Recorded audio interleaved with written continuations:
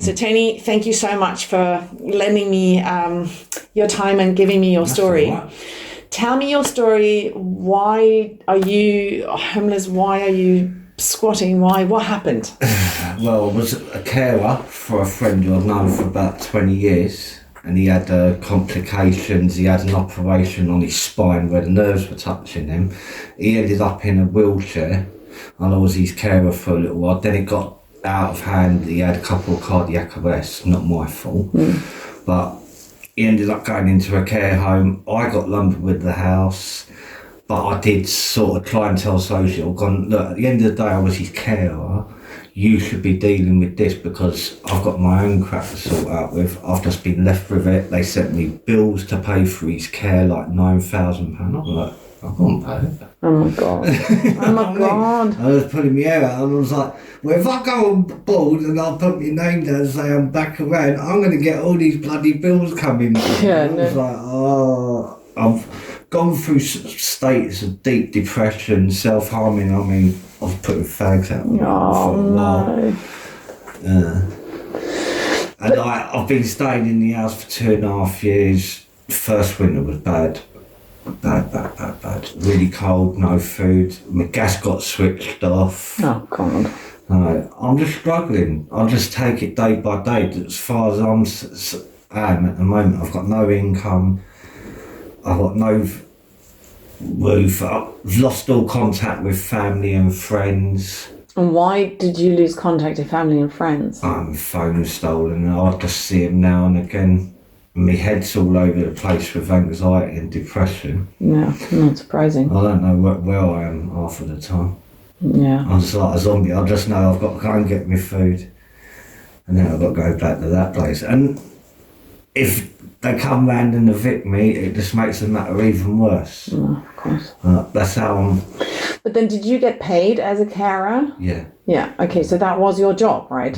And the person that you were caring for died, and so therefore you were out of a job. Yeah. Again, not of your own fault. Out of a home. Yeah. And I'll just put... Just bad. Yeah, that is bad. So, in terms of work, what kind of work would you... If somebody gave you a chance, what kind of work would you want to do? Well, I was a qualified gardener. You're a qualified gardener? I've got horticulture level 1 and 2, ornamental horticulture. Wow. Okay. Well, the obviously the problem with the gardening is it's very seasonal, right? So Yeah. the winter. What did you used to do in the winter? That was my main job, gardening. But what did you do in the winter? Because I've there's done currying before, but that's too cold. My legs like arthritis. I don't know. okay. Well, no. I mean, we're not. I'm not going to solve. A gardener. So you want to be a gardener again? You would do that. I would. And could you, if somebody gave you an address and said, come and work with me, but I'm going to put you into different gardens, would you find them, or would you struggle because you don't have? I probably would struggle because I'm right over in South London. I'm just okay. At the moment, I don't know where I'm going to be when I get kicked out of there. Okay. That's just how it is. Yeah. I'm like a nomad. Of course. And I hate it. I don't like the life I'm living. I hate it. All right. So if you got a chance tomorrow to say, we'll take you as a gardener, you jump at it, you do it? I'd probably consider it, yeah.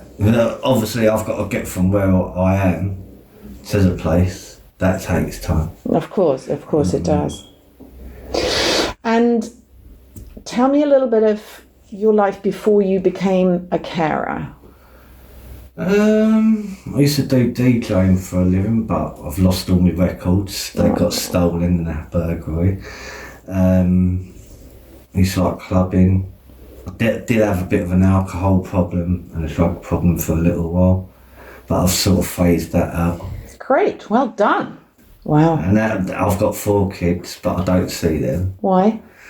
Well, 2 of them are in Lowestoft and the other 2 have vanished somewhere in bloody South Cheswick and somewhere down that way. You don't know? Don't know.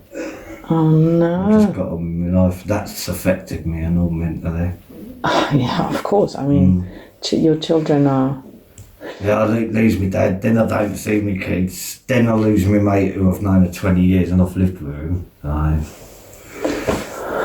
just all in limbo. So so you still do see 2 of your 4 kids? No, I don't see them. Oh, you don't see anyone? No.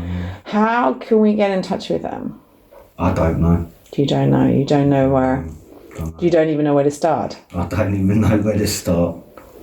I know the mums' names, but that's as far as it goes. You would need to sort out a new accommodation and a job. Yeah. And then, if somebody gives you a chance to give you a job, you get paid, you find a room to rent, which is warm, you can be back on your feet. Hopefully.